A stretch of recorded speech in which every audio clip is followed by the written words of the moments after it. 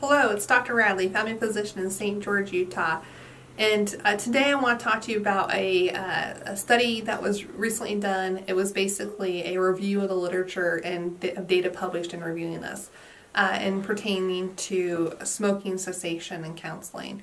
So smoking cigarettes is the single greatest modifiable health risk factor that anybody can change in the United States, well actually in the world. And on average, smokers will die at least 10 years earlier than someone who has never smoked. So this is a huge health benefit if we can get patients to stop smoking. So this was a Cochrane analysis, meaning that it was using the medical Cochrane database. It was reviewing many studies that have been done on smoking cessation previously and extracting the data from these studies and compiling it all together.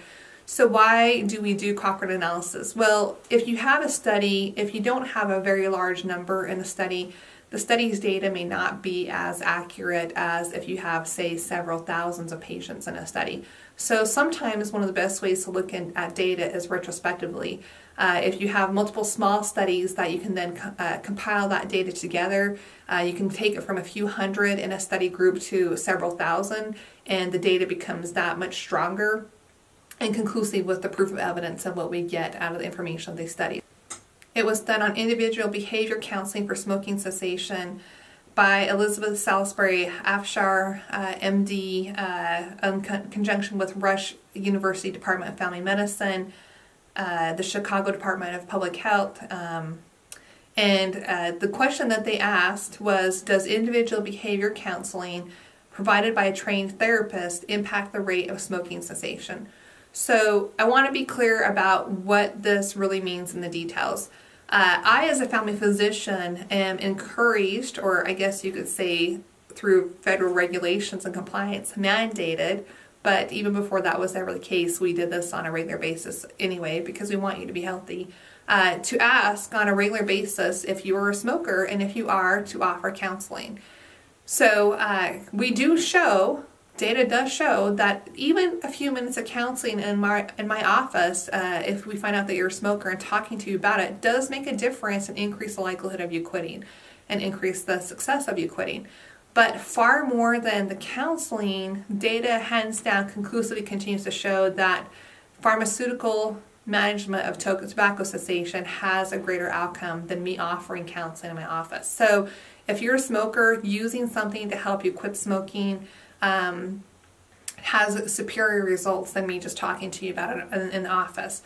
So the counseling that they're talking about is a more intensive counseling. These are by people who are specifically trained to counsel in smoking cessation, whether a licensed clinical social worker or a psychologist or other form of therapist, or someone who's just been specifically trained on tobacco cessation counseling through a online forum or through what are called tobacco quit lines. So here in the state of Utah, we do have a Utah tobacco quit line, and I have referred hundreds of patients to that throughout the years because it is a great asset to have. So it's specifically looking at that type of counseling, usually when it's been done in a greater amount of 10 minutes or more.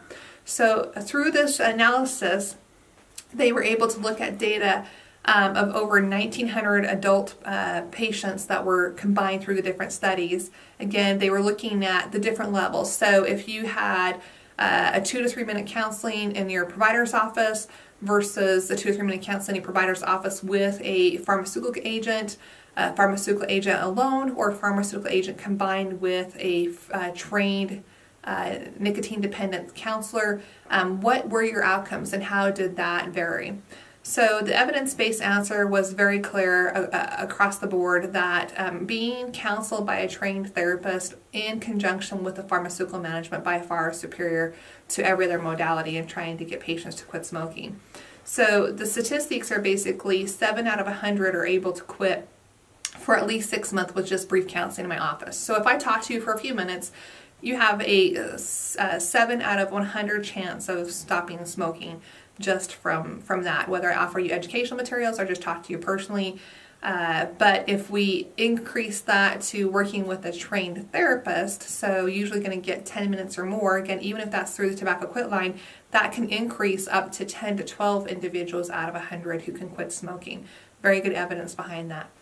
Now, if we add in pharmacotherapy, so what do I mean by that? There are specific medications that are out there on the market, some you can get over the counter, to help with smoking cessation. So, for example, sustained release bupropion or Zyban, nicotine inhalers, nicotine gums, nicotine patches, nasal sprays, varenicline or Chantix. Those are all things that we can prescribe for you that will help you quit smoking. And so if we look at the data now in the light of that, if you have counseling in my office with a pharmaceutical agent, your chance of smoking cessation goes from 7 out of 100 to 11 out of 100, so about the same as just having trained therapy counseling itself. However, again, if we add in the trained therapy or counseling with the pharmaceutical agent, it goes up to 16 out of 100. Now, for some of you that might be saying, well, that's not a huge difference, from 6 out of 100 on the low end to 16 out of 100 on the high end, that's only 10 more patients who are stopping smoking. But that's 10 more patients who may not develop lung cancer, emphysema, who may not cause their family members to have secondhand smoke. And because of the effects of nicotine and the consumption of carbon monoxide and free radicals in the body, it contributes to a host of other increased cancer effects not directly related to the lungs themselves. So that extra 10 out of 100 does make a difference, and especially when you add it up cumulatively over years and years and years. So this is Dr. Radley just presenting the data for you that has been recently released from a Cochrane analysis of 19,000 patients, which is a great number for a study to show that, yes, if you are a smoker and you really want to quit, let's get you on a pharmaceutical agent, but also let's get you in working with some trained counseling, even if it's the Tobacco Quit line, to help you quit smoking. And I hope this has been informative and helpful for you. This is Dr. Radley, family physician in St. George, Utah. And until next time, Pura Vida.